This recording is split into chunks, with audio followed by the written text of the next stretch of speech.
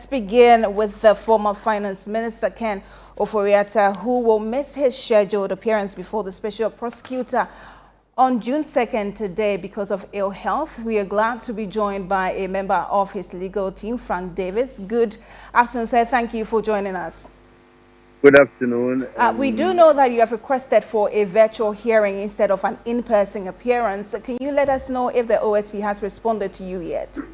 Well, good afternoon once again to your cherished listeners and esteemed viewers. A letter was dispatched to the offices of the Special Prosecutor last week on the 28th of May. It was duly acknowledged and received by the Office of the Special Prosecutor.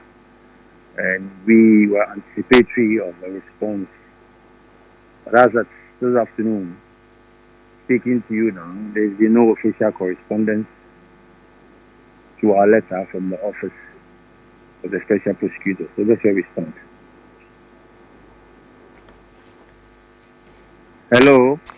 Hello, sir. So if you can hear me, some people have questioned the timing of this particular request to the Office of the Special Prosecutor. What happened really before you waited till now, before you were able to tell him that you can't make the in-person appearance? Why, in your own estimation, when should we have told him? You tell us, because... Yeah, but so we have told him after the date that we had to. Ken Ofori-Atta has been having health challenges ever since. I don't think it started just when the government was voted out of office. If you are a listening Ghanaian, and if you knew what was going on, Ken Ofori-Atta has not been well. And this matter is in the public domain. He has not been well, simply not been well. It didn't start just yesterday. And he's been attending onto his medics in the United States of America for some time now. He's been out of the country in the last 2 months. All right? So it is stage after stage. He was supposed to come on the 2nd. There was a firm commitment from him to come on the 2nd. He goes to see his doctors, and his health circumstances have changed.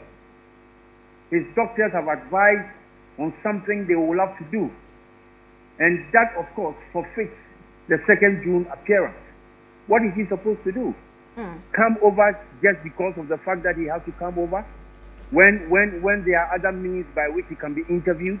Why is it only an in-person, face-to-face encounter that the law permits in this country? Is the Electronic Transactions Act not an act anymore in this country? It was passed way back in 2008, 17 years along the line, that you can have a video recorded interview. Don't we sit in the comfort of our homes and talk to our children, our loved ones, our relations outside of this country on video? Is that not communication? Come on. So why would people talk about timing? What is timing? Do we determine our health status if we knew what was going to happen to us the day after today? Right. Come on. Right. Do you have a time frame within which you are expecting to hear from the OSP? And if the answer comes back as a no, what are your options? Well, I would have thought that if the OSP indeed intended to respond, this letter got to his offices on the 28th of May. Today is the 2nd of June.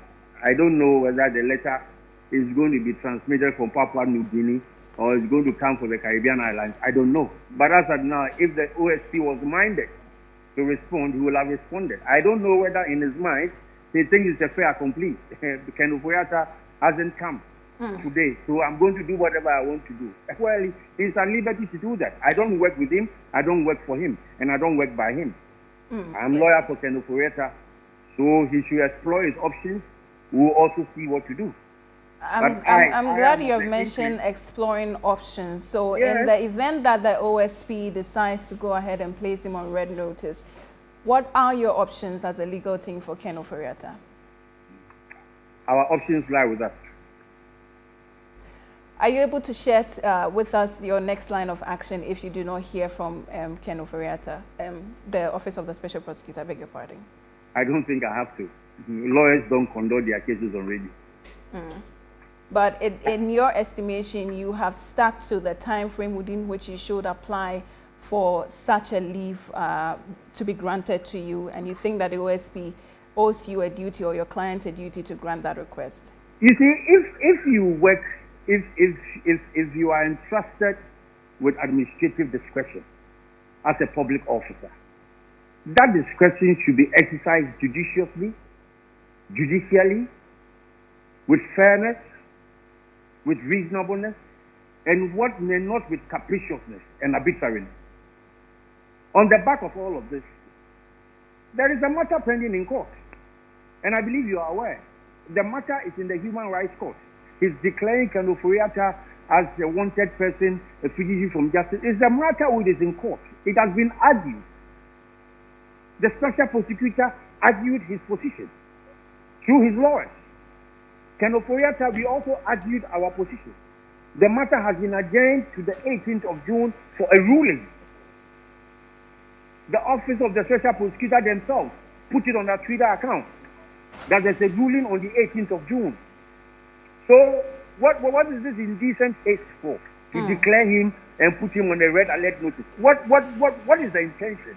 Is it to subject Ofori-Atta to ignominy? Is it to subject him to indignity? So you believe the office is not being fair to him?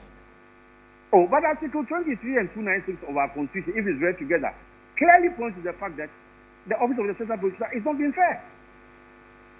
I mean, even if you disagree with the reasons that have been given in light of the medical evidence, in light of the suggestions that have been made, and this matter is in court.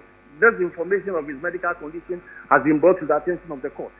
Why don't you wait for the 18th to 10 days? Then when the court gives a ruling, you can decide to do what you want to do. But you nevertheless decide that you are, even the slightest of cases of responding to the letters, to the letter from his lawyers, you have ignored them.